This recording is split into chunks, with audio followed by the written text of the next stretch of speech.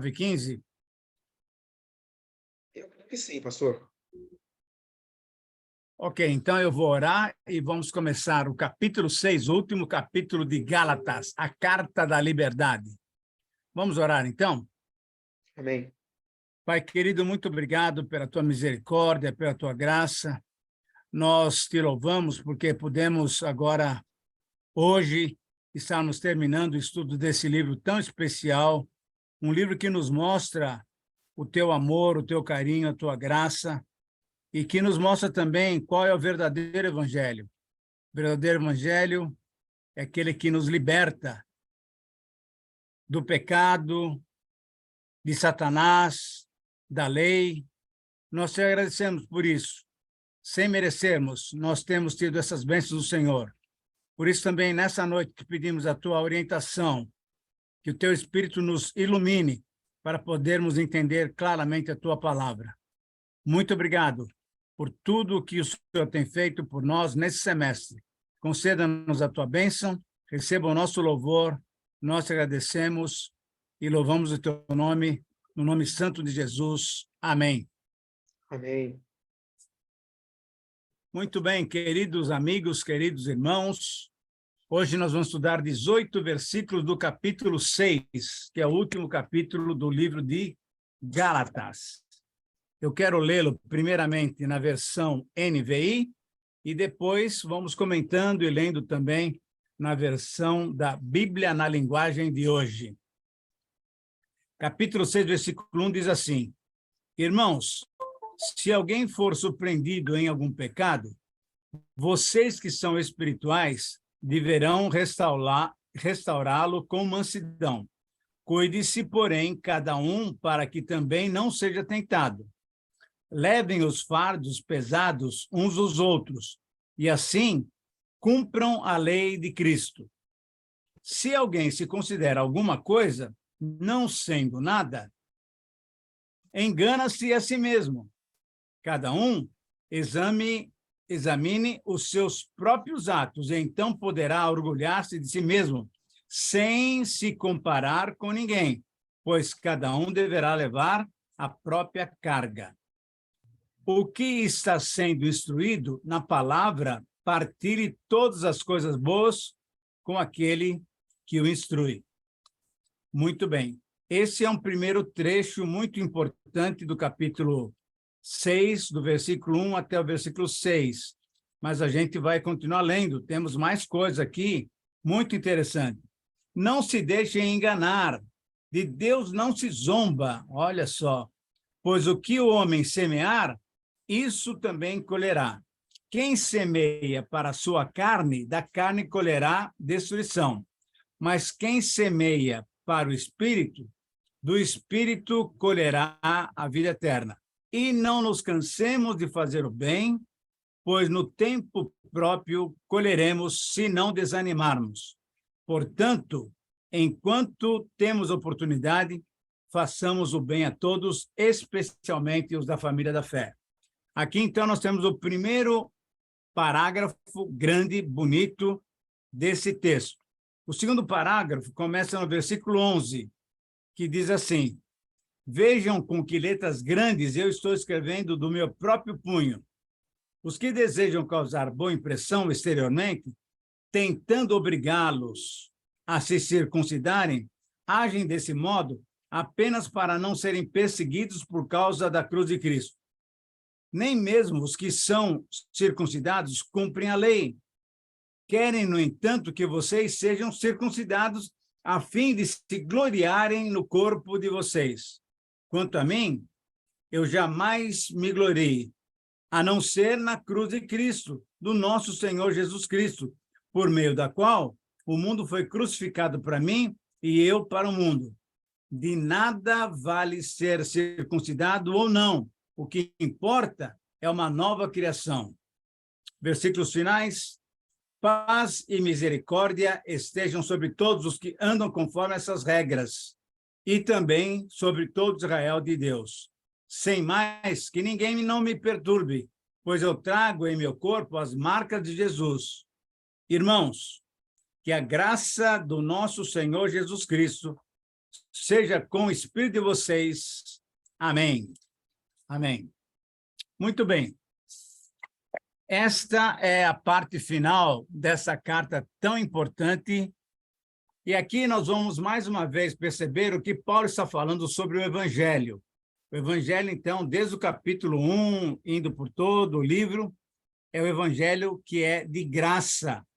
É o Evangelho que nos dá a salvação plena, sem merecermos, sem precisarmos cumprir a lei, mas também, como nós vimos na semana passada, sem nos colocarmos na libertinagem. O que nós estamos vendo aqui nesse capítulo 6 exatamente é a maneira pela qual nós podemos viver. Vivemos, nós aprendemos semana passada, vivemos pelo Espírito Santo. E quando vivemos no Espírito Santo, nós nos identificamos com Cristo. E o que nós vamos ver aqui nesse texto é exatamente isso. Como é que nós podemos nos identificar com Cristo, mostrando, então, que a nossa vida foi transformada. Exatamente. Por isso, então, eu queria começar com essa frase que, de fato, representa uma boa parte daquele capítulo que nós estamos lendo. Somente quando praticamos a verdadeira lei, e é a lei de Cristo, a lei do amor, estaremos vivendo a vida cristã. O que nós vamos encontrar aqui são 3 práticas que devemos desenvolver nessa vida cristã. O fato é que, não me submetendo mais à lei e não vivendo desordenadamente, sem respeitar a lei, mas vivendo pelo Espírito, aí sim nós estamos vivendo a lei do amor e, com isso, estaremos vivendo a verdadeira vida cristã. Vamos ver, então, nesses versículos, as 3 práticas que podemos desenvolver, que devemos desenvolver para que a nossa vida cristã seja uma vida agradável a Deus. Então, olha só, somente quando praticamos a verdadeira lei de Cristo, que é a lei do amor, estaremos vivendo a verdadeira, a correta vida cristã. E a primeira prática para vivermos essa vida é o fazer o bem a todos. Fazer o bem a todos. Exatamente. No versículo 1 até o versículo 5, nós encontramos uma maneira bem prática de vivermos essa vida. Mas só que eu queria lembrar um pouquinho o capítulo 5, que nós vimos na semana passada. E é muito interessante. Olha só o que ele fala lá no finalzinho. Capítulo 5, versículo 24. Os que pertencem a Cristo crucificaram a carne, com as suas paixões e os seus desejos. Se vivemos pelo Espírito, andemos também pelo Espírito. Então, a nova vida, a vida cristã, é uma vida completamente dirigida pelo Espírito Santo. E aí ele dá aquela recomendação: não sejam presunçosos, não provoquem uns aos outros, não tenham inveja uns dos outros. Por quê? Porque, de qualquer maneira, a vida cristã é uma vida no corpo de Cristo. E essa vida no corpo de Cristo não deve nos levar a esse tipo de relacionamento truncado. Não. Vivemos no Espírito, andemos também no Espírito. E aqui ele mostra, então, a maneira prática dessa vida no Espírito. Primeiro, tratando os faltosos com muito cuidado. Versículo 1 diz assim: se alguém for surpreendido em algum pecado, vocês que são espirituais, por quê? Porque a vida cristã é a vida no Espírito. Gente espiritual não é simplesmente aquele que faz dom, que tem uma palavra ou outra e tal, não.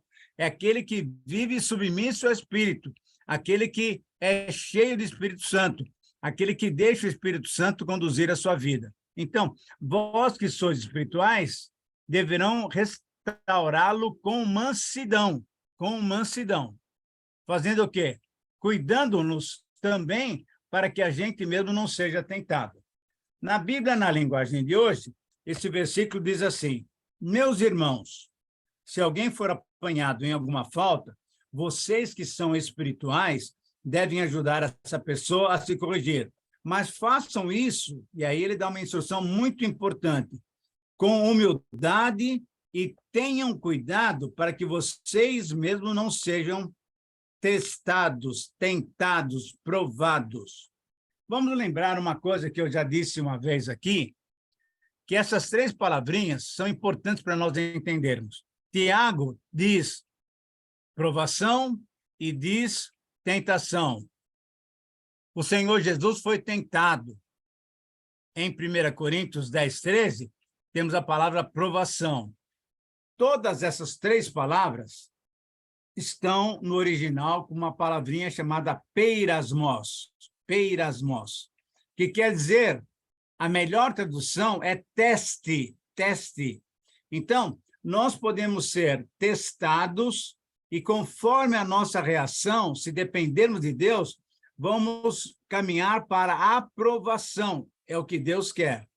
Mas se, ao sermos testados, dependermos de nós mesmos, dando brecha, então, novamente a lei e novamente a libertinagem, estamos sendo tentados e vamos caminhando para reprovação. Então, a vida no Espírito é que vai determinar como é que nós vamos prosseguir nessa vida cristã. E a primeira parte é exatamente essa, tratando algum irmão que, por acaso, tenha pecado, tratando com tranquilidade, com mansidão, com perdão, sendo misericordiosos, como o Senhor Jesus falou, sede misericordiosos e alcançareis também a misericórdia. Então, dessa maneira, eu vou fazer o quê? Eu vou ser manso, eu vou ser humilde, eu vou ser amoroso, eu vou ajudar aquele irmão a sair daquela situação.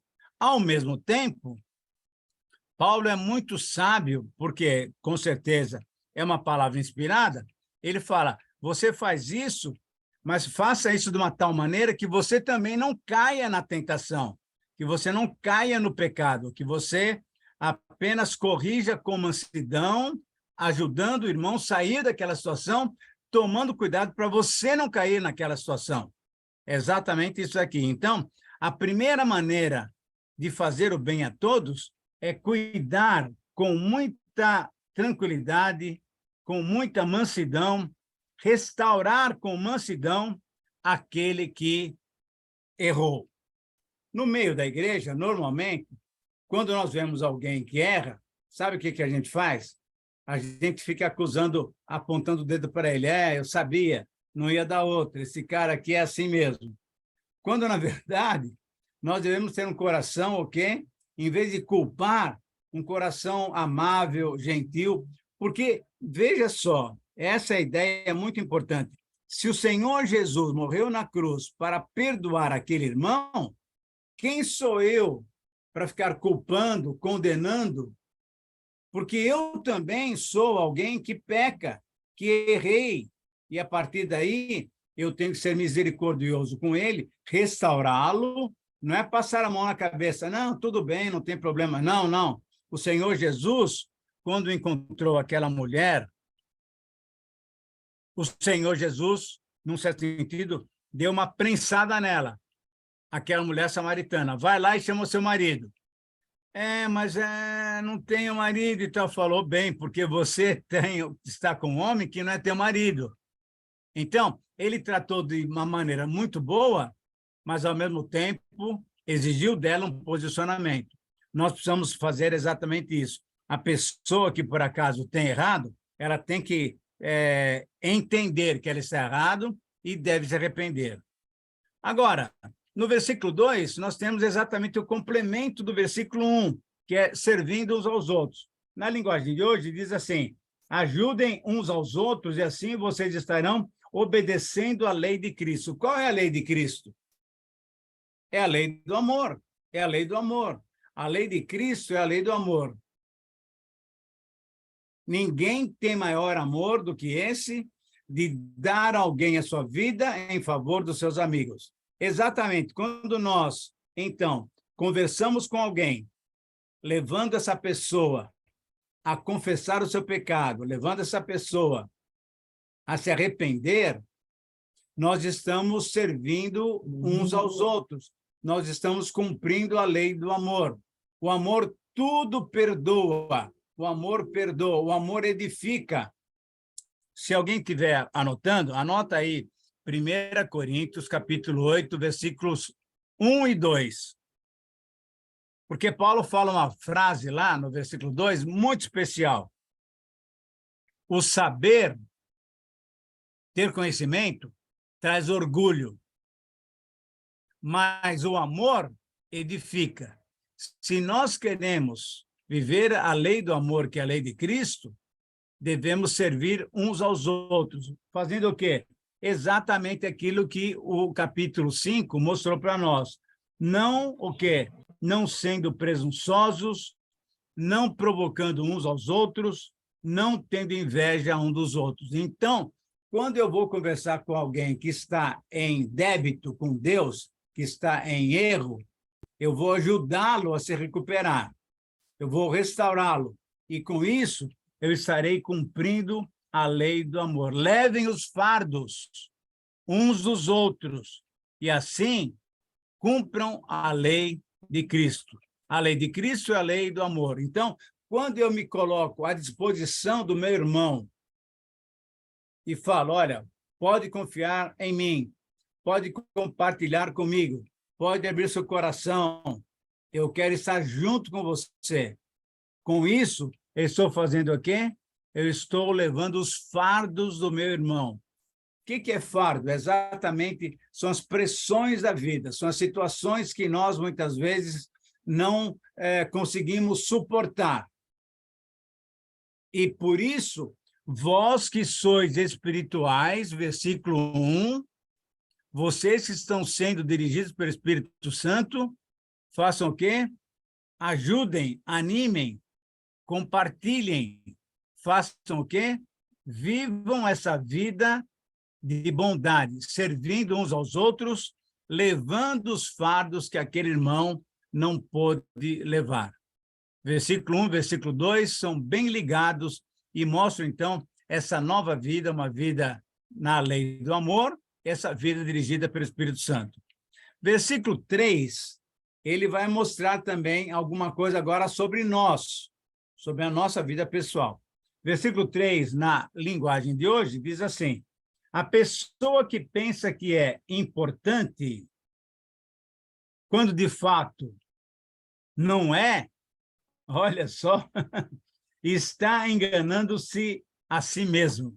É impressionante. Muitas vezes nós temos uma autoavaliação nossa muito especial, né? Ah, eu sou o tal, eu sou o cara, eu sou aquela pessoa. Graças a Deus que Deus tem dado o seu perdão, tem nos salvado, tem nos perdoado, e aí nós somos filhos de Deus. Muito bem, mas cuidado com esse orgulho, cuidado com essa avaliação não correta, não cautelosa, né? E aí, então, qual é a ordem do versículo 3? Tenha o quê? Uma autoavaliação correta.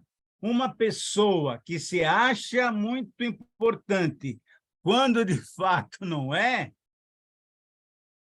está se enganando a si mesmo. Então, é muito interessante que nós precisamos ter cuidado para nós não nos enganarmos. Assim como Tiago fala lá no capítulo 1, sede praticantes e não apenas ouvintes, enganando-vos a vós mesmos. Então, você pode achar que você é uma pessoa muito joia, por quê? Porque você vai na igreja, você lê a Bíblia, você dá o dízimo, você oferta para missões, canta lá no coral, então levanta as mãos quando vai cantar, etc. e tal. Você está achando que você é o super, né? Mas calma, calma, calma, calma. Porque, na verdade, todos nós temos as nossas falhas. E, portanto, é importante a gente entender e lembrar de um texto muito rico, e agora eu quero que você anote, porque esse vale a pena. É Romanos, capítulo 12. Aqui temos uma palavra de Paulo muito séria, muito séria. E aí eu queria que você anotasse esse versículo. Romanos 12, olha só o que ele fala de uma maneira muito legal. Versículo 3. Por isso eu afirmo, de uma maneira muito clara, Paulo, ele vai falar sobre os dons espirituais. E ele vai falar a maneira pela qual eu e você devemos usar os dons. Isso é, de uma maneira toda dependente de Deus, sabendo que é Ele que dá os dons para nós. Mas aí ele fala, então, que você deve entregar a sua vida em sacrifício ao Senhor e assim por diante. E aí ele fala o seguinte: não se amoldem ao padrão do mundo, versículo 2, mas transformem-se pela renovação da vossa mente. E aí ele fala uma coisa legal, versículo 3. Por isso, a graça que me foi dada, eu posso dizer o quê para vocês? Ninguém tenha de si um conceito mais elevado do que deve ter, mas, ao contrário, tenha um conceito equilibrado, de acordo com a medida daquilo que Deus lhe deu, da fé que Deus lhe deu. Então, cuidado para você não se sentir muito orgulhoso, cuidado para você não sentir assim, eu sou super crente. Calma, menos. A ideia é essa, né? É você entender que tudo isso que você tem é graça de Deus. Então, anote, por gentileza, para que você, de vez em quando, lembre disso. Romanos 12:3. Ninguém tenha de si mesmo um conceito mais elevado do que deve ter. Quando Isaías viu o Senhor, ele falou: ai de mim, porque eu sou pecador e habito no meio de um povo de impuros lábios. Quando nós olhamos para Cristo mesmo, nós temos que reconhecer. Quando Jesus foi chamar Pedro, e ele fez aquele milagre lá no barco, muito joia, quando Jesus terminou, Pedro falou: ai, retira-te de mim, porque eu sou pecador. Esse é o conceito correto. Mas graças a Deus, porque ele é um Deus misericordioso, perdoador, um Deus que nos dá, então, a possibilidade de nos recuperarmos e andarmos com ele. Então, cuidado com o conceito que nós temos sobre nós mesmos. Temos que perguntar como é que Deus está vendo a nossa vida, como é que Deus está vendo a minha atitude, como é que Deus está vendo se eu tenho praticado realmente a lei do amor ou não. Versículo 4 mostra uma coisa um pouco, parece que estranha, com relação ao versículo 2. E eu queria que você entendesse muito bem o que ele está falando. Eu estou lendo, então, Gálatas 6:4. Cada um examine os próprios atos, e então poderá orgulhar-se de si mesmo, sem se comparar com ninguém. Isso é, você deve se comparar com Deus, com o Senhor Jesus Cristo. Porque é muito fácil eu olhar para alguém e falar: ele é pecador, olha o que ele tem feito. Só que eu não olho para mim, porque eu também estou pecador, talvez não na mesma área dele. Então, quando eu me comparo com outro, eu sempre saio com vantagem. Por isso que ele fala: olha, menos, fica frio aí, porque você também tem problemas para resolver. E aí ele fala uma coisa muito legal: pois cada um deverá levar a sua própria carga. Que negócio é esse? Se nós devemos levar o fardo dos outros, como é que eu devo levar a minha própria carga? É exatamente aqui que a gente vai entender. Eu devo estar disposto a ajudar as pessoas que estão necessitadas. Ao mesmo tempo, eu tenho que reconhecer que eu também sou um necessitado. E eu tenho que batalhar pela minha fé, eu tenho que batalhar pela minha vida cristã. Se por um acaso eu não estiver suportando, eu vou recorrer a um outro irmão que vai me ajudar, porque ele é espiritual. Mas o fato é que, no desenvolvimento da minha vida cristã, o que vai acontecer? Eu também vou ter obstáculos para vencer. A vida cristã não é um mar de rosas, como a gente tem falado. Não, a vida cristã é um desafio constante para termos uma vida bonita, agradável diante de Deus. Então, aquele quebrar do ego, aquele humilhar-se a si mesmo, negar-se a si mesmo, isso é o meu próprio quê? Meu próprio fardo, a minha própria carga. Eu ajudo o meu irmão que está com necessidade, mas eu tenho a responsabilidade de viver a minha vida correta. Se por um acaso eu também estiver enfrentando uma situação muito delicada, o que eu faço? Eu recorro a alguém, eu recorro ao meu irmão para que ele também possa me ajudar. E aqui é muito legal porque a gente vê o quê? A unidade no corpo de Cristo. Ninguém é melhor que o outro. Todos nós somos necessitados. Todos nós somos famintos da misericórdia, da graça, da bondade, do amor de Deus. Não tem ninguém que é mais espiritual. Não. Todos nós temos o Espírito Santo pela graça de Deus e com o Espírito Santo em nós, quando nós abrimos a nossa vida para ele, estamos vivendo uma vida correta. O versículo 4 tem uma palavrinha muito interessante que vale a pena a gente entender o que ele está falando. Mostre valor pela sua própria obra. Olha só, cada um examine os próprios atos e então poderá orgulhar-se de si mesmo. Você quer sentir prazer naquilo que você tem feito? Faça um exame delicado, faça um exame correto. Peça para Deus sondar o seu coração.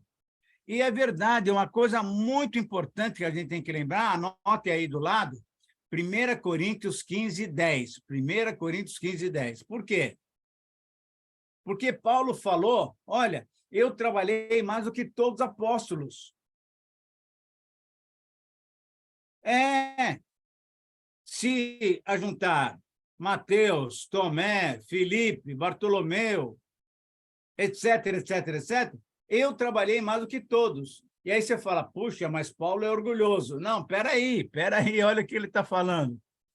Você quer se orgulhar? Você quer agradecer a Deus porque você tem feito coisas boas? Você tem que se lembrar o que Paulo falou, 1 Coríntios 15, 10. Não eu, mas a graça do Senhor é que operou em mim. E essa graça não foi vã. Isso quer dizer, aquilo que você tem, ao invés de você ficar se orgulhando, você tem que lembrar que tudo que você tem, tudo que você faz, tudo que você é dádiva de Deus, dádiva de Deus. Eu estou estudando e estou escrevendo um comentário agora sobre Tiago. E é muito interessante que lá no versículo 17 do capítulo 1, ele diz o seguinte, toda boa dádiva e todo dom perfeito vem do Pai das luzes, vem do nosso Deus Criador, Criador do universo. Ele dá tudo o que eu preciso, ele nos dá a bênção dele. Então, cuidado com o seu orgulho, cuidado com a sua arrogância, cuidado com você achar que você é o especial. Não, ajude o necessitado, saiba que você também tem necessidades e lembre-se de que tudo que você tem, tudo que você é fruto da graça de Deus. Com isso, você percebe que Paulo novamente nos remete lá no comecinho da carta. Qual é o verdadeiro evangelho? É a graça do Senhor Jesus Cristo.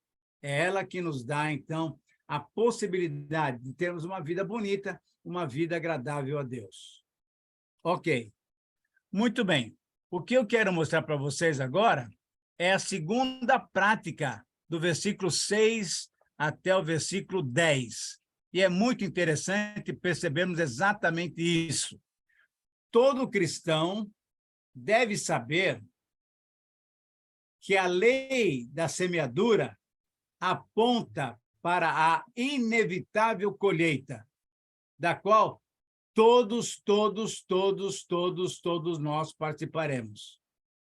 E aqui temos, então, alguma coisa muito séria para entendermos como desenvolver a nossa vida cristã.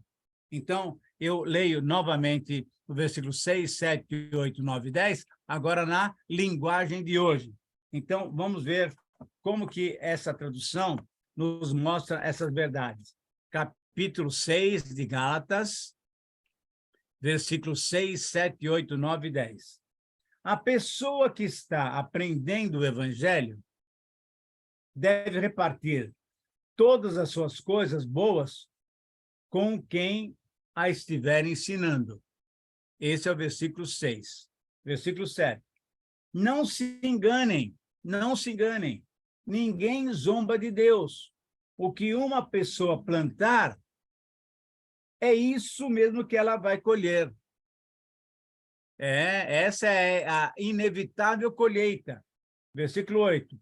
Se plantar no terreno da natureza humana, desse terreno colherá a morte. Porém, se plantar no terreno do Espírito de Deus, desse terreno colherá o quê? A vida eterna. A vida eterna. Versículo 9. Não nos cansemos de fazer o bem, pois se não desanimarmos, chegará o tempo certo em que faremos a colheita. E versículo 10. Portanto, sempre que pudermos, devemos fazer o bem a todos, especialmente aos que fazem parte da nossa família da fé. Eu não sei se você está percebendo, desde o versículo 1 até agora o versículo 10, ele está mostrando como que deve ser o nosso relacionamento dentro da igreja, dentro do corpo de Cristo, dentro do pequeno grupo. Ele está mostrando exatamente como é que eu vou praticar essa lei do amor.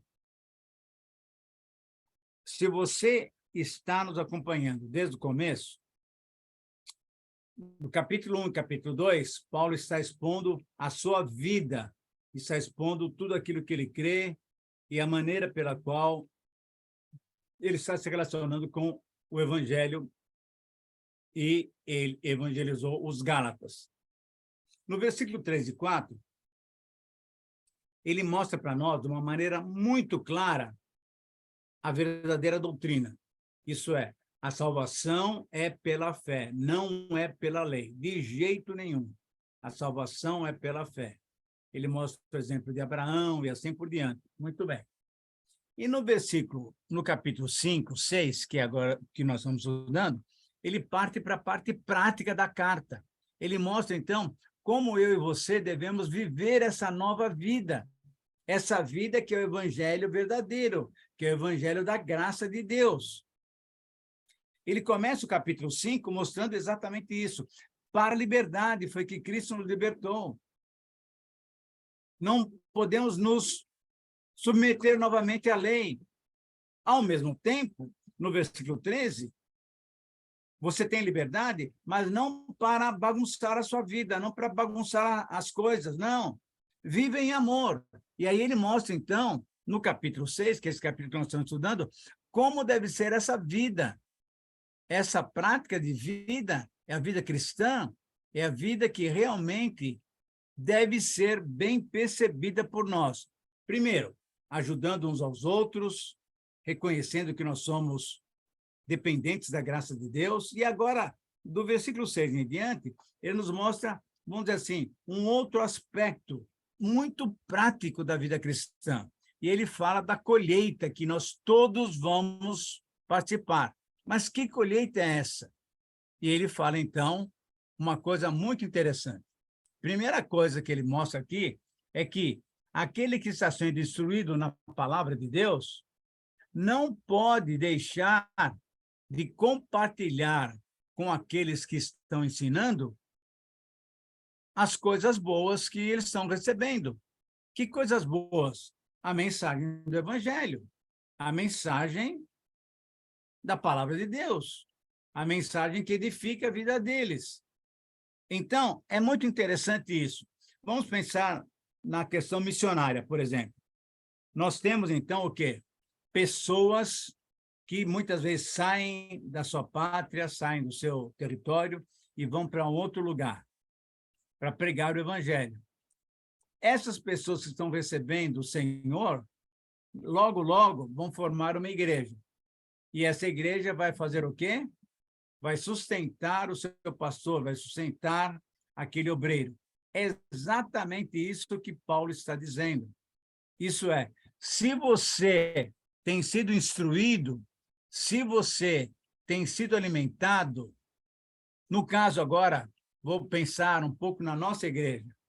Pela graça de Deus, na nossa igreja, nós temos podido ensinar e estudar a palavra de Deus na escola dominical, nos pequenos grupos, nos grupos dos jovens, nas senhoras, nos sêniores, nas pregações. É a palavra de Deus que está sendo pregada. Ora, se a nossa igreja, se nós estamos sendo alimentados, sem dúvida nenhuma que não é nada demais, cumprindo o que a palavra de Deus diz, contribuirmos para quê? Para que todos que estão participando, de alguma maneira, recebam aquilo que eles têm dado. Muitas vezes, muitos fazem isso apenas por amor, apenas pelo dom espiritual, e não recebem nada. Mas o fato é que, por exemplo, eu estou sendo bem claro aqui, nós temos que pagar conta de luz, conta de água, temos que comprar papéis para imprimir coisas, enfim, temos uma porção de coisa, gente que trabalha dentro da igreja, limpeza, etc. e tal.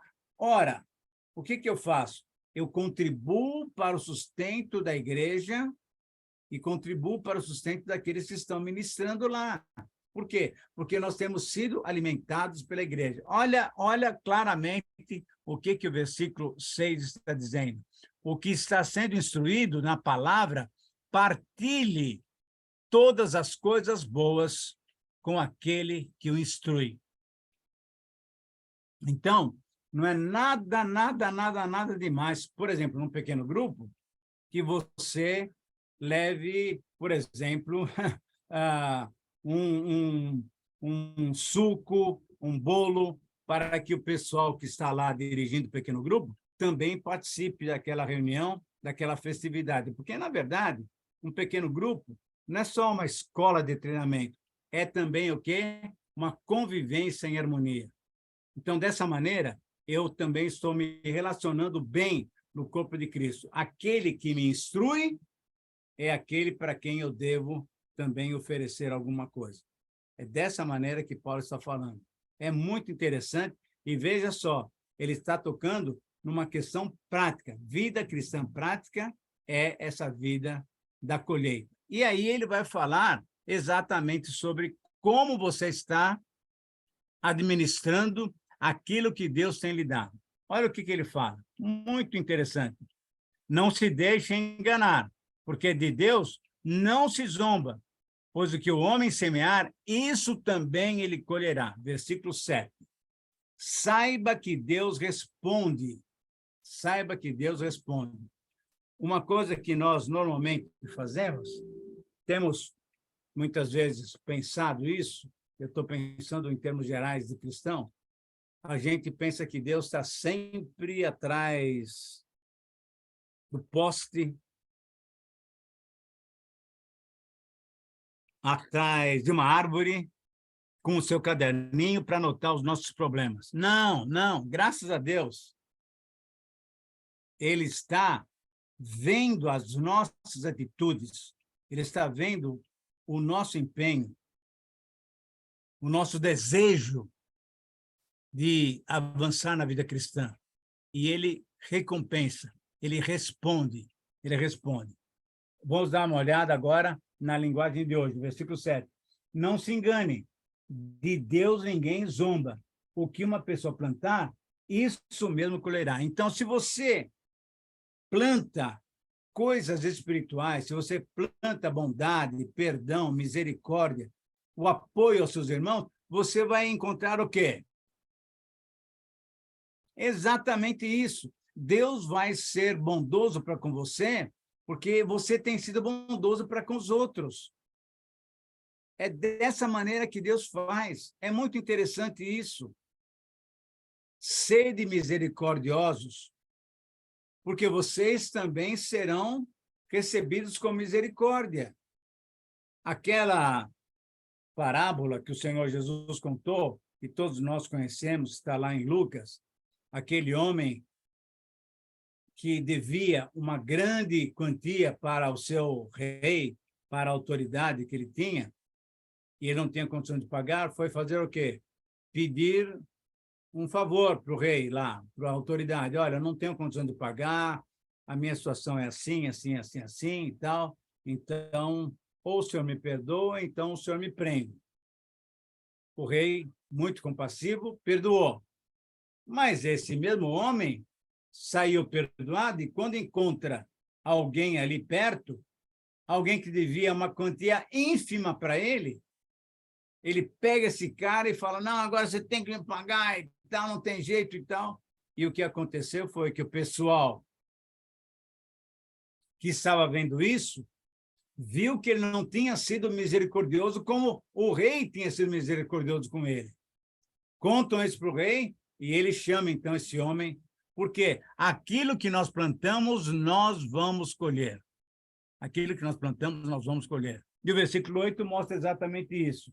Se plantar no terreno da natureza humana, desse terreno colherá a morte.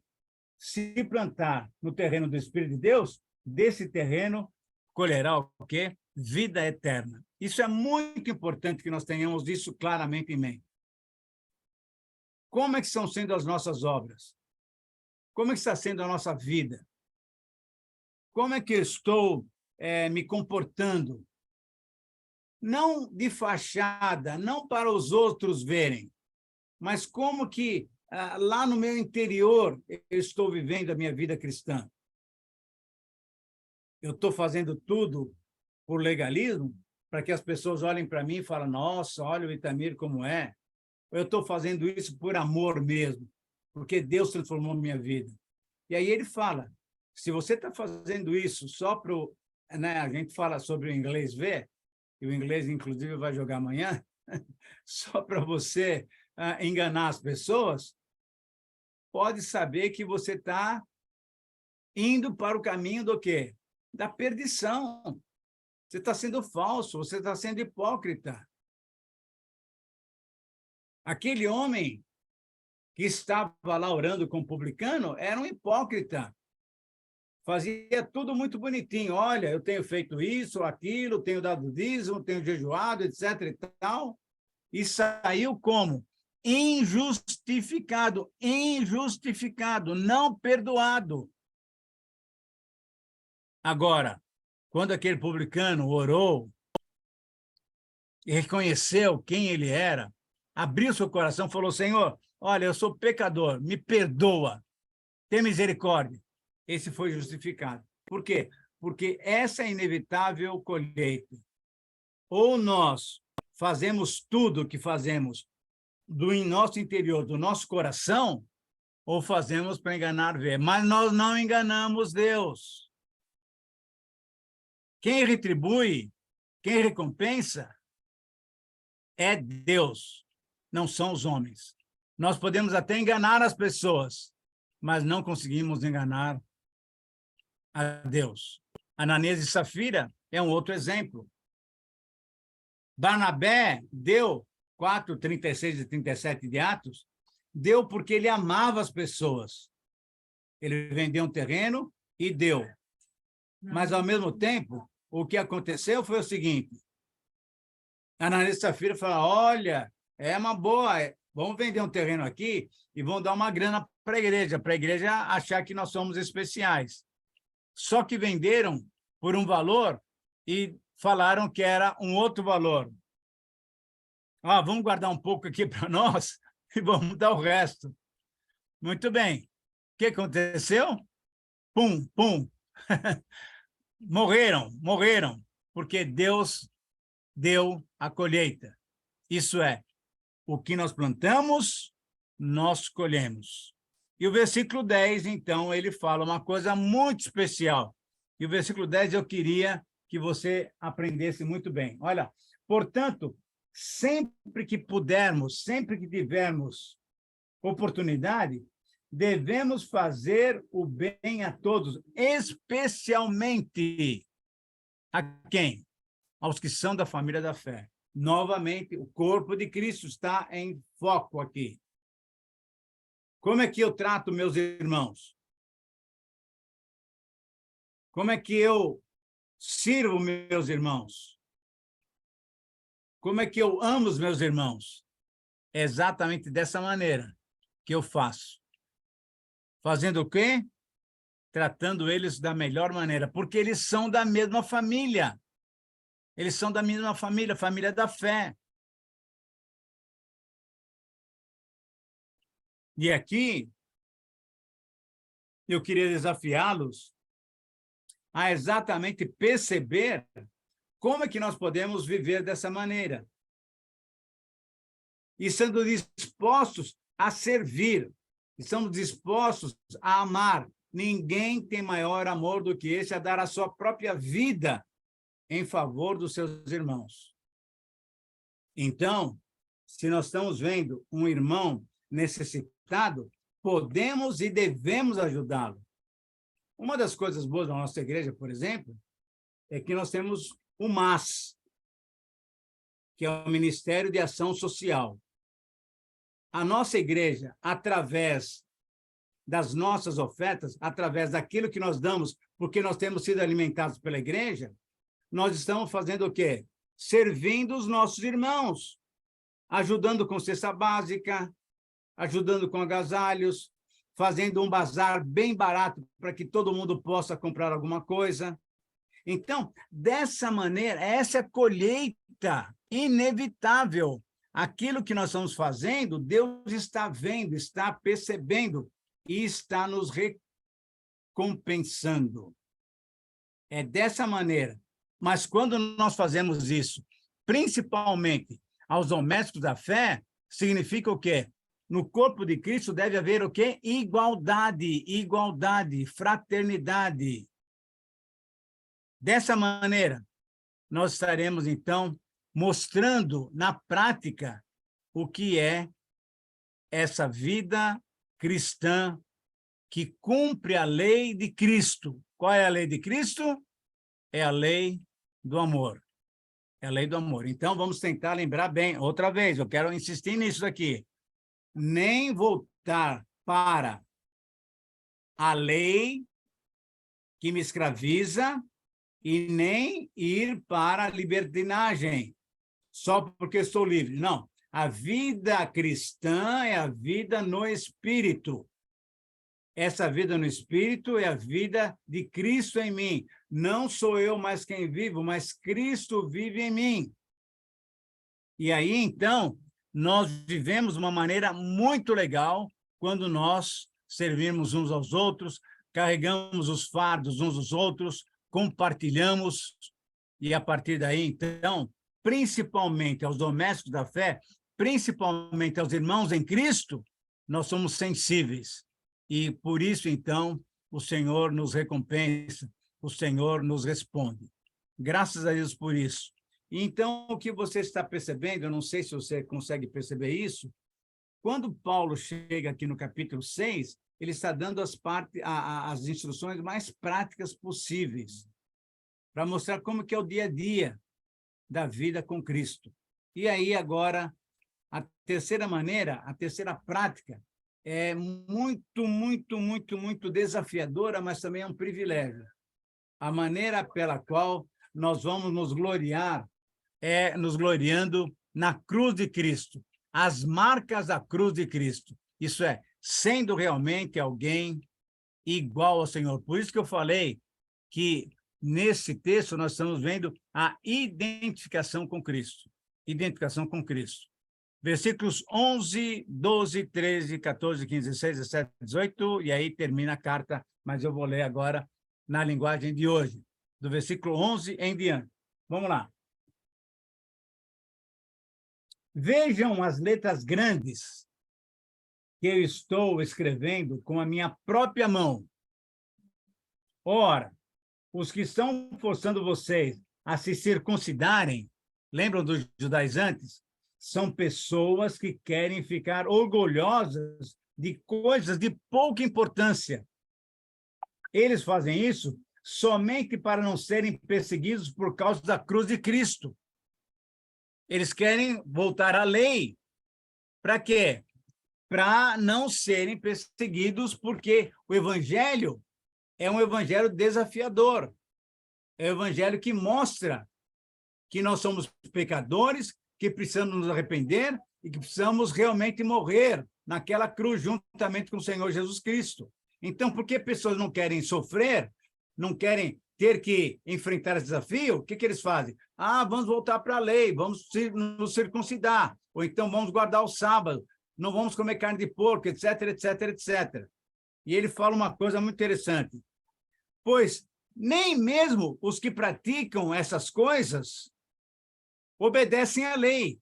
Eles fazem tudo por fora só para mostrar, só para aparecer. Porém, eles querem que vocês se circuncidem para que eles possam se gabar de terem colocado o sinal da circuncisão no corpo de vocês.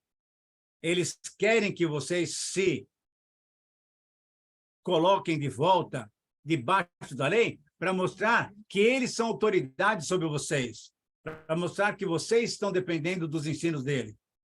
E, na verdade, quando a gente olha lá para o capítulo 1, Paulo fala que aquilo não é evangelho. Não é evangelho. São pessoas que querem se intrometer na nossa vida, na vida gostosa que nós temos com o Espírito Santo. 14.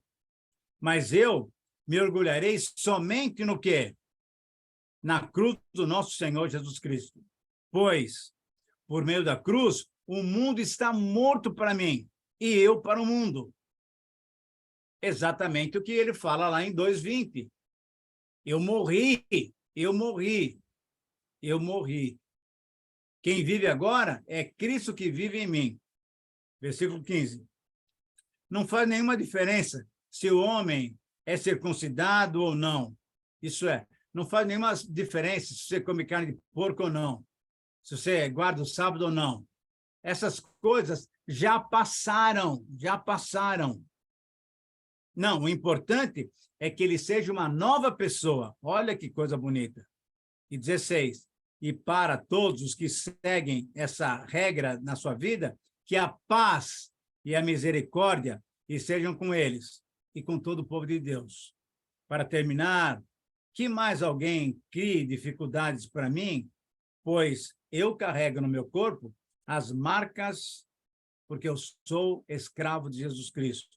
E aí, no 18, ele termina, que a graça do nosso Senhor Jesus Cristo e seja com todos vocês, meus irmãos. Amém. O que nós temos aqui também é um final de carta, assim, muito, muito, muito, muito especial. Primeiro, versículo 11. Admita as suas limitações. Delimite-se. Isso é, não pense mais o que você é. Não, você não é o super crente, não. Espera aí. Veja com que letras grandes eu estou escrevendo, o meu próprio punho. Significa, eu tenho necessidade do quê? De escrever com letras garrafais, de assinar, porque ele tinha problemas nos olhos. Você lembra no capítulo 2? Ele mostra exatamente isso. O quê?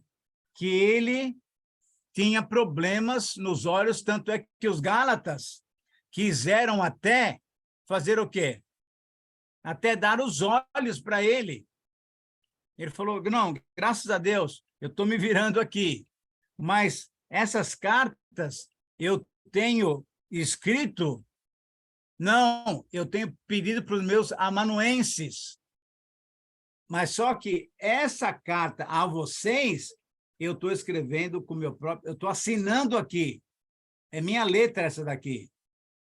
Então, eu admito que eu também tenho necessidades, que eu também tenho limitações, que eu também necessito do apoio de vocês, da oração de vocês. É muito interessante isso.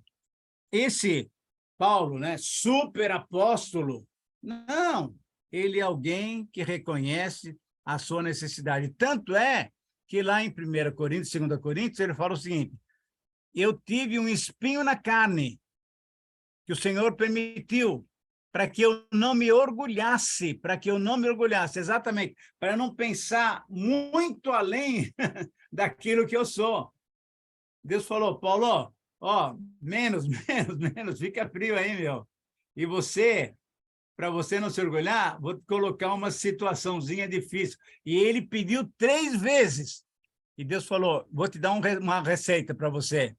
A, a minha graça te basta. Essa é a receita. A minha graça te basta. E, queridos irmãos, não tenha dúvida nenhuma, é a graça de Deus que nos basta. É a graça de Deus que faz a gente viver da maneira que Ele quer que a gente viva. Versículo 12 e 13, ele fala, então, o quê? O provável sofrimento. Por quê? Porque quando nós desistimos de nós mesmos, o que acontece é exatamente isso. Nós estamos fazendo o quê? Fazendo com que as pessoas vivam de uma maneira incorreta. Os que estão forçando vocês a cumprirem a lei são pessoas que querem ficar orgulhosas das coisas de pouca importância. Eles fazem isso somente para não serem perseguidos pela verdade do Evangelho, porque a verdade do Evangelho confronta. Gente, eu vou falar uma coisa bem séria aqui, e eu espero que vocês me entendam. Por que muitas igrejas se enchem rapidamente? Porque muitas igrejas crescem e são cheias, porque não se prega a verdade do Evangelho. Sabe o que acontece? Prega o quê? A autoajuda. Prega o quê? A prosperidade. Prega o quê? Que você é filho de Deus, você não é cauda, você é cabeça. Pregam o quê? Que tudo está consumado. Portanto, o seu pecado futuro já foi perdoado, então pode pecar. A verdade é que essa mensagem é fácil, mas a mensagem que nós pregamos de um arrependimento, de uma conversão, de uma decisão por Jesus Cristo, essa mensagem não é bem aceita. Essa mensagem traz perseguição. Então, como eu não quero ser perseguido, como eu não quero ser perturbado, o que eu faço? Eu coloco água na minha receita do Evangelho. Eu diluo o Evangelho para que ele não ofenda, porque o Evangelho ofende. O Evangelho coloca você contra a parede. Essa é a verdade. Boas novas, sim, mas boas novas que exigem o quê? Que eu me arrependa. Boas novas que exigem o quê? Que eu quebre o meu ego. Nós precisamos entender isso. E quando nós não queremos suportar essa situação, nós aliviamos a mensagem. Nós pregamos a autoajuda e não a ajuda do alto. Precisamos entender muito bem isso. Então, cuidado com aquilo que você ouve, cuidado com aquilo que você vê, que tem muita gente sendo iludida. E um dia, eles vão chegar lá diante do Senhor e vão ouvir do Senhor Jesus: eu nunca vos conheci, apartai-vos de mim, apartai-vos de mim. Então, temos que lembrar aquilo que capítulo 6, 14, 15, 16 nos dizem. Olha só, mais uma vez. Mas eu me orgulharei somente na cruz de Cristo. Por quê? Porque eu estou morto para o mundo. Não faz nenhuma diferença se você come carne de porco ou não, se você guarda o sábado ou não. Deus não está interessado nisso. Deus está interessado em verdadeiros adoradores que o adorem em espírito e verdade. Não é no Monte de Gerizim, nem em Jerusalém. O que ele quer é adoradores interiores, vida totalmente modificada. Isso sim faz com que a nossa vida seja apresentável, agradável ao Senhor Deus. E ele nos recompensa. É a colheita que nós vamos ter, porque estamos plantando no Espírito, vamos colher bênçãos no Espírito. Se você pensar com grande seriedade sobre o que eu vou falar agora, eu acho que você vai poder ser edificado. Qual é a grande bênção que você tem? Sem dúvida nenhuma, a maior bênção é a salvação. E depois disso? E depois disso? E a vida no Espírito. E essa vida no Espírito faz você produzir o quê? Porque não é obra sua, é obra do Espírito. Amor, alegria, paz, fidelidade, bondade, amabilidade. É isso que vai acontecendo. Então, são bênçãos, são riquezas espirituais.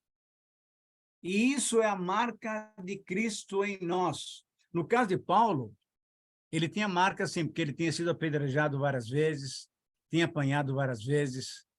Pela graça de Deus, nós ainda não experimentamos isso, mas nós experimentamos certas situações difíceis, sendo cristãos. Muitas vezes, alguém pede para a gente mentir. Muitas vezes, alguém propõe alguns negócios escusos e você tem que falar não, você tem que ser sério. Então, essas são as marcas de Cristo na minha e na sua vida. Pela graça de Deus, aqui no Brasil ainda, não estamos sendo perseguidos, mas a igreja cristã, porque são nossos irmãos, muitas vezes lá no Oriente, ela é perseguida, ela é perseguida. E a partir daí, eu e você temos que ter orgulho. Não é fazer tatuagem, nem vou falar sobre isso. Não, a marca que eu devo ter, a marca que eu não devo ter é a marca da besta. Mas a marca que eu devo ter é o selo do Espírito Santo na minha vida. Essa é a marca do cristão. Então, tendo no nosso corpo o sofrer de Jesus. Jesus pagou tudo para nós. Ele sofreu. Ele veio. O Deus encarnou-se. Eu não sei se você consegue entender isso. Eu fico toda vez muito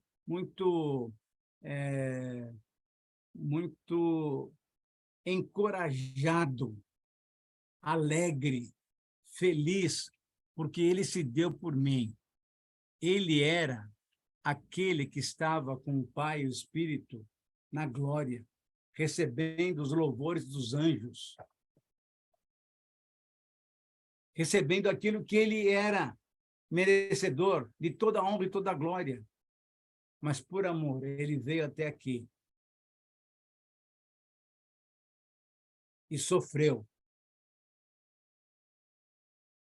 Foi cuspido, verteu seu sangue e foi pendurado no madeiro. Essa mensagem é que deve afetar a minha vida. Essa mensagem que eu devo pregar. E por isso, então, eu tenho que ter no meu corpo o sofrer de Jesus Cristo. Ele sofreu e eu também posso sofrer. Eu também posso sofrer. Então, essa história de que crente não sofre, isso é mentira, isso é mentira. No mundo tereis aflições, mas tem de bom ânimo, porque eu venci. E a vitória dele não é vitória humana, não é vitória terrena, não é vitória de riqueza, não é vitória de carro novo ou emprego novo. Tudo bem, Deus pode fazer isso, tranquilamente, ele tem poder. Mas a vitória que ele dá é a vitória de que nada, nada, nada pode nos separar do amor de Deus que está em Cristo Jesus. Por isso nós somos mais do que vencedores. Mais do que vencedores. Por meio daquele que nos amou. Final. Capítulo 6, versículo 18. O que temos aqui? Para terminar, que ninguém mais crie dificuldades para mim, pois as marcas no meu corpo mostram que eu sou escravo de Jesus e que a graça do nosso Senhor Jesus Cristo esteja com vocês. Eu e você temos que ser crentes abençoadores. Abençoadores. O nosso ministério é esse. Abraão, vem. Eu vou fazer de você uma bênção para todas as famílias da terra. Essa bênção, esse convite, esse chamamento é para você e para mim. Porque nós somos filhos de Abraão. Portanto, eu sou alguém que devo abençoar. Como é que eu abençoo? Fazendo exatamente o que o capítulo 6 faz. Carregando as cargas uns aos outros. Servindo uns aos outros. praticando a lei do amor. E com isso, eu serei um abençoador. Eu serei um abençoador. Eu serei uma pessoa que realmente vai poder trazer bênção para aqueles que estão necessitados. Eu quero terminar mostrando o seguinte. Concluímos essa carta, toda a carta. Isso é, nós tivemos aqui quantos meses já de aula? Bastante tempo, né? Graças a Deus. Muito bom, muito bom. Mas eu quero terminar com a mesma bênção que o apóstolo Paulo terminou essa carta. E as palavras do apóstolo Paulo são essas, ó. A graça do nosso Senhor Jesus Cristo seja, irmãos, com o vosso espírito, com o vosso espírito. A graça. Abra sua Bíblia, lá no capítulo 1, versículos 5 e 6. A graça. E ele termina com a graça. Ele começa com a graça, termina com a graça. O Evangelho é a graça de Deus. Então, que a graça do Senhor Jesus esteja com cada um de nós. Com você que acompanhou as nossas aulas e com você que vai acompanhar através dos vídeos que nós estamos colocando à sua disposição. Que Deus possa nos abençoar, que possamos, de fato, ser pessoas, o quê? Imitadores do Senhor Jesus Cristo, identificados com Cristo, identificados com Cristo. Que Deus nos abençoe. Amém. Amém. Muito bom. Pastor Itamir. Fiquem à vontade. Se houver perguntas, se houver comentários, está aberto para vocês.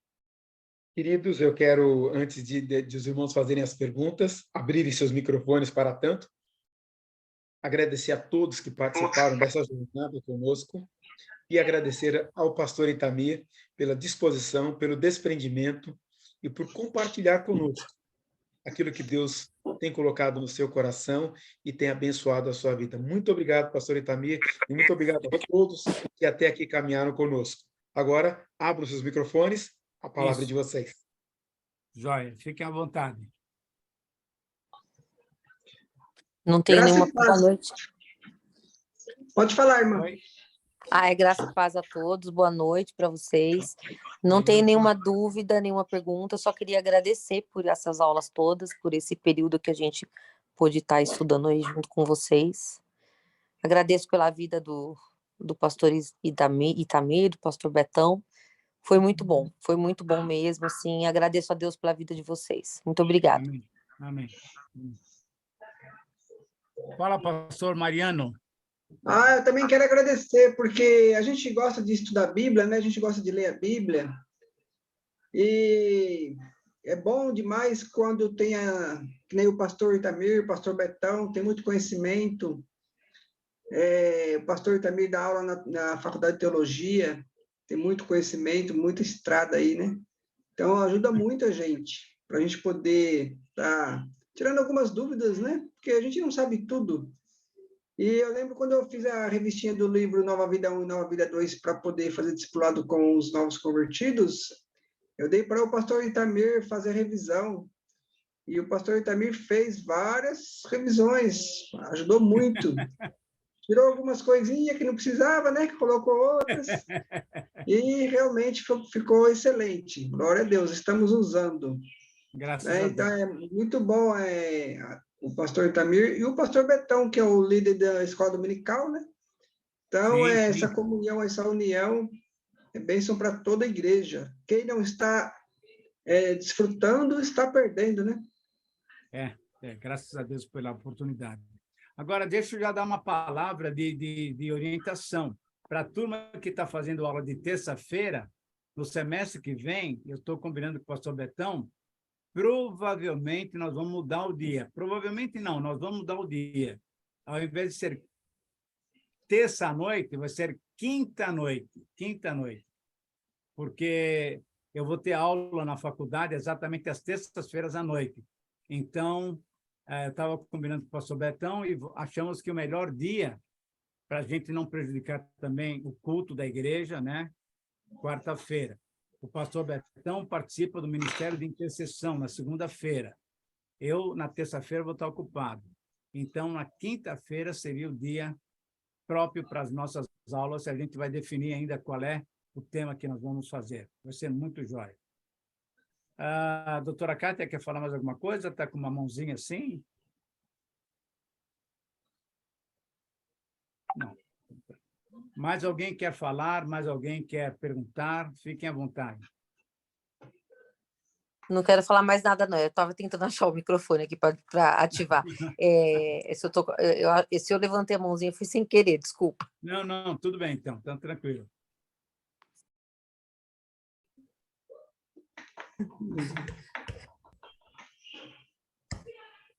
Vilma?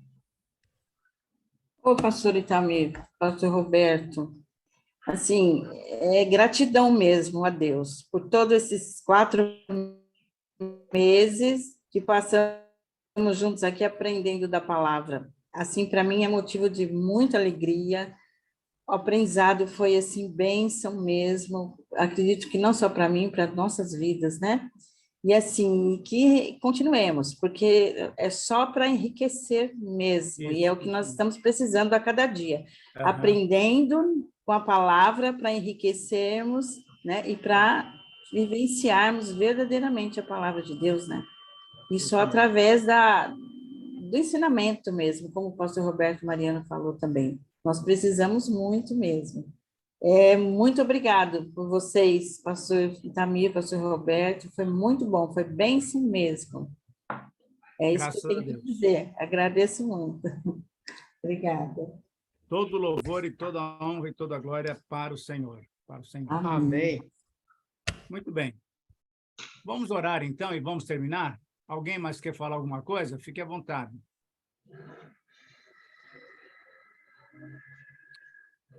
Pastor Roberto Mariano, poderia orar conosco, então, para terminar? Agradecendo, então, esses meses de aula. Que Deus possa nos abençoar e possamos colocar em prática a sua palavra. Vamos orar. Semana que vem não vai ter? Já é férias? Não, hoje terminou, né? Acabou. Até o capítulo 18. Até o versículo 18. Entramos em férias, retornamos na primeira semana de março. Isso. Na Vou mandar no quinta-feira, grupo, hein? Quando eu vou postar essa aula, eu já vou informar que a gente vai estar retornando em março. Legal, joia. Muito bom.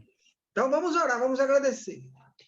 Senhor, nosso Pai, nós só temos que agradecer. Muito obrigado, porque a palavra do Senhor é rica, eficaz, para corrigir a nossa vida, para nos abençoar, nos dirigir, para que a gente possa ter uma vida bonita que agrada ao Senhor. Obrigado, Senhor Deus eterno, porque o Senhor prepara servos do Senhor com dons, com talentos de ensino. Como o pastor Itamir, que a gente percebe que ele tem amor ao ensino. Ele ensina com gratidão, com amor, sabendo que também que é uma responsabilidade muito grande, porque para fazer com que os discípulos do Senhor estejam cada vez mais capacitados. Então, abençoa o teu servo, ele nos trouxe esses ensinamentos, cuide da saúde do pastor Itamir, da esposa, livra de toda enfermidade e doença. Abençoa, Senhor Deus, está chegando agora o finalzinho do ano, esteja com eles também nas festas, com as famílias, protegendo e guardando nas aulas que ele faz na faculdade também, e também nos evangelismos que ele faz para pregar o evangelho. Cuida, Senhor Deus, proteja e guarda. Abençoa a vida do pastor Betão também, para que ele possa estar desfrutando onde ele estiver, que ele possa estar bem, sendo cuidado pelo Senhor, junto com a esposa. O Senhor proteja e guarda, dando livramentos também das doenças, das enfermidades, de todo mal. Abençoa também a família por completo. Cuida de todos os alunos, todos nós que estamos participando, Senhor. Nós precisamos da tua graça. Visita cada família, repreendendo as doenças, as enfermidades, tudo aquilo que está causando problema na vida conjugal, financeira, familiar. Pedimos que o Senhor vai na frente. Está chegando o final do ano, geralmente todos fazem festas de Natal, final do ano. Que tenha a paz do Senhor em nosso lar. Livra-nos de todo conflito, de toda confusão, de todo mal. Abençoa também agora essa mudança de governo, que caia por terra toda briga por causa de política. Oh, Seja Deus. repreendido em nome do Senhor Amém. Jesus. Amém. Amém. Abençoa que domingo vai ter batismo dos adolescentes. Esteja abençoando para que eles possam ir se batizar e que também muitas pessoas se convertam para que eles possam começar uma nova vida em Cristo, como o pastor Itamir tem ensinado aqui no livro de Romanos. Amém. Aleluia. Louvado seja o Senhor pelos que já se converteram nesses domingos passados, que ficam firmes com o Senhor. Louvado seja o Senhor, porque o Senhor nos deu Bíblia Sagrada, e nós temos a Bíblia em casa, nós temos como ler, nós temos liberdade para estudar a Bíblia aqui no nosso país, nós temos liberdade para ler, para pregar o Evangelho. Muito obrigado, Senhor Deus, por essa liberdade que o Senhor nos dá.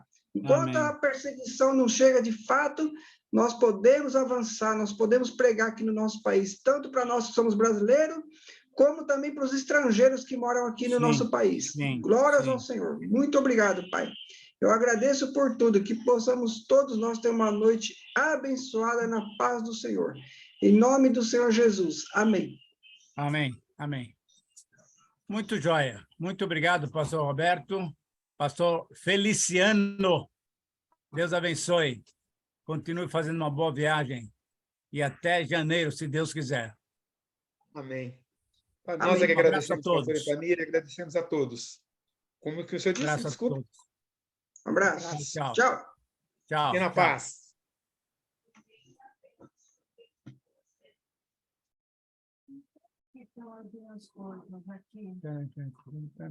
Peraí, deixa eu sair daqui um pouco. Não sei se comunica.